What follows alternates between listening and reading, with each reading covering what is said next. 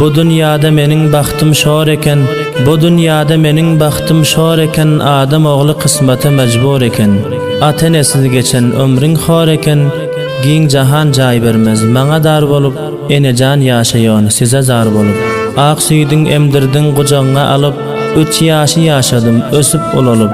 Yaş başıma sizden ayrılıp kalıp, kaldı yetim oğlun gama yar bolup, enejan ýaşaýan size zar bolup. Zihinde galman hatıra gül yüzünden, mehir bile bakan iki gözünden. Gahi könglim aýtýar barsam ýyzyňdan, sensiz bu jahanda ömrüm har bolup, enejan ýaşaýan size zar bolup. Gam gussalar bäri üste urugyp, kemine men ýaşamalym horugyp. Toy bayram gelende gamlar zorugyp, qaldy maňa gam gussalar ýar bolup, enejan ýaşaýan size zar bolup. Köňlüme huzur ýok, yüzüme gülmek, enesiz ýaşamak, saralyp solmak.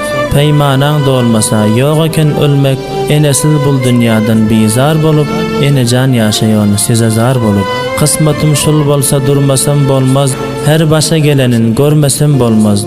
Ta ölinçem ağlap görmesem bolmaz, sizi ýatlap gijeler bidar bolup, enejan ýaşaýan size zar bolup. Yekelikden gamly geçer ýylu ay, alajym ýok kısmatymdan şöyle pay.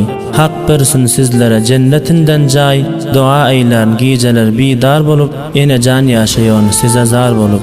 Taşy çaqa goýan yürekde gizläp, Abdülkerim Muradi derdin sözläp, müşair balhy şöyle mersiye düzläp, yürek nalalary bir aşhar bolup, enejan ýaşaýan size zar bolup.